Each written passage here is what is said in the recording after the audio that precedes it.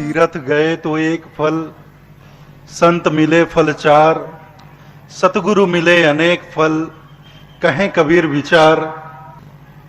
साचा सतगुरु ना मिला, रही अधूरी सीख, स्वांग जति का पहिर कर, घर घर मांगे भीख।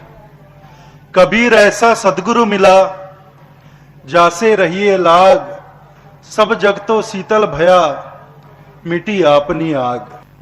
सतगुरु कबीर मध्यकाल के महान संत, परम संत हुए।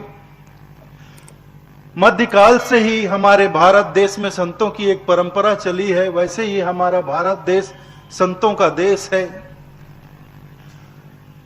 और संतों की इस जमात में हम यदि सतगुरु कबीर को संत शिरोमणि कहें तो कोई अतिशयोक्ति नहीं होगी, क्योंकि संतों की भीड़ में सतगुरु कबीर की छटा निराली। जैसे रात आसमान में लाखों तारे होते हैं, लाखों तारों के बीच ध्रुव तारे की छटा निराली होती है, उसकी अपनी अलग चमक होती है। ऐसे ही चमक और दमक सतगुरु कबीर की निराली, उनकी एक अलग पहचान है, उनका व्यक्तित्व निराला है, उनका कृतित्व निराला है। मेरे लिए दुनिया के तमाम संत उतने ही पूजनीय हैं जितने सतगुरु कबीर साहब पूजनीय हैं। फिर भी मैं ये बात कहता हूं कि सतगुरु कबीर साहब ऐसे संत हुए, लेकिन संत होकर भी उन्होंने समाज के प्रति अपने दायित्व को छोड़ा नहीं, अपने जिम्मेदारियों से विमुख नहीं हुए। सतगुरु कबीर ऐसे संत नहीं हुए जिनका जीवन किसी मंदिर में या आश्रम में बैठकर मंजीरा बजाकर भजन गाते बीत गया हो। सतगुरु कबीर ऐसे संत नहीं थे। सतगुरु कबीर मानव समाज के सजग प्रहरी थे।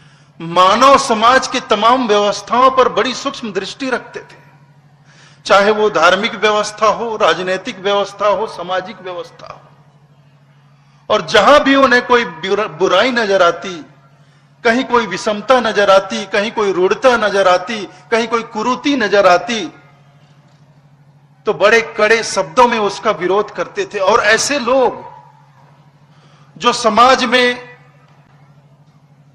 पाखंड बढ़ा रहे हों, आडंबर को बढ़ावा दे रहे हों, ऐसे लोगों को सतगुरु कबीर बड़े ही कड़े शब्दों में, कठोर शब्दों में फटकारते थे। सतगुरु कबीर सदा तटस्थ और निष्पक्ष रहे, किसी संप्रदाय की ओर वे झुके नहीं। आज से 600 वर्ष पूर्व मुख्य तौर पर हमारे भारत देश में दो ही प्रमुख संप्रदाय थे, हिंदू संप्रदाय और मुस्लिम संप्रदाय। लेकिन साहब ने स्पष्ट कह दिया, हिंदू कहो तो हूं नहीं, मुसलमान भी नहीं, पांच तत्व का पूतरा गए भी खेले माही। ना मैं हिंदू हूं ना मुसलमान। और दोनों संप्रदाय के लोगों को समान शिक्षा देते थे।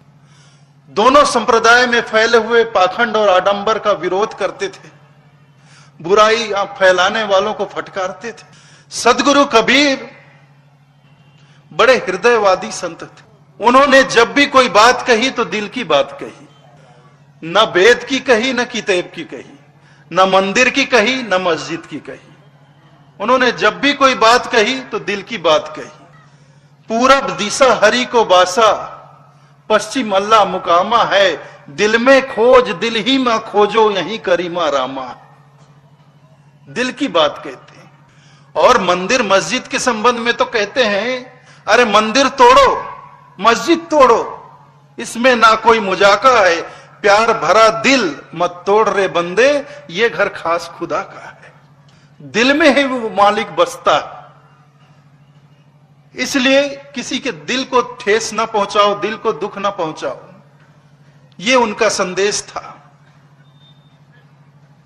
गुरु नानक देव ने भी कहा है, मुर्शिद मेरा मरहम जिन मर्म बताया, दिल अंदर दीदार खोजा तिन पाया। साहब कबीर हिंदू मुसलमान दोनों संप्रदायों के लोगों को समान रूप से संबोधित करते थे। सिर्फ एक संप्रदाय या एक पक्ष को नहीं कहते थे कि सिर्फ हिंदुओं को कहते हो या सिर्फ मुसलमान को कहते हो। साहब कबीर कहते हैं, जब वे सीख देते थे या रूढ़ता को देखते थे, बाह्याचार को देखते थे, तो दोनों संप्रदाय के लोगों को समान रूप से कहते थे, हिंदू मुस्लिम दोनों कस्बी, एक लिए माला एक लिए तस्बी, एक पूरब निहारे एक पश्चिम निहारे, और धर धर सिर धरनी पर धारे। एक रहे एकादशी तो एक रहे रोजा, दोनों ने दिल में कभी ना खोजा, दोनों ने दिल में कभी ना खोजा। एक जाए काबा एक जाए काशी, दोनों के गले में पड़ गई है फांसी। कहत कबीर सुर्रे नर भोंदू, ये बोलन हार तुरुप की हिंदू। तो दोनों दीन के लोगों को समान रूप से संबोधित करते थे। सदगुरु कबीर जब अपनी बात कहते थे तो एक बात बहुत स्पष्ट कर देते थे, मैं कहता आंखन देखी, मैं जो देख रहा हूं, मैंने जो देखा वही मैंने कहा। मैंने किसी की सुना सुनी बात नहीं कही, मैंने किताबों की लिखी बात को नहीं कही, मैंने जो देखा वो मैंने कहा। मैं कहता आंखन की देखी। और अगर कोई किताबों की लिखी बात कहता है, कोई सुनी सुनाई बात कहता है, तो सदगुरु के विचार उससे मेल नहीं खाते थे। स्पष्ट कहते थे, तेरा मेरा मनवा कैसे एक होए रे, मैं कहता आंखन की देखी, तू कहता कागज की लेखी। मैं कहता सुरझावन हारी, तू राखे और जाए रे, तेरा मेरा मनवा कैसे एक होए।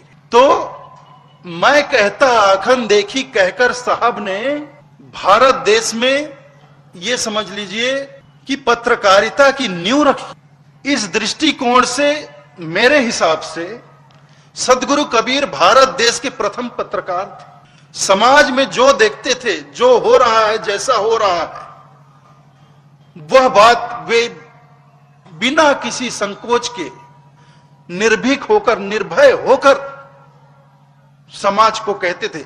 यह समझ लीजिए कि सदगुरु कबीर अपने समय में समाज के सामने आईना बनकर खड़े हो गए थे। समाज को उसका चेहरा दिखाते थे, चाहे जैसा भी उसका स्वरूप हो।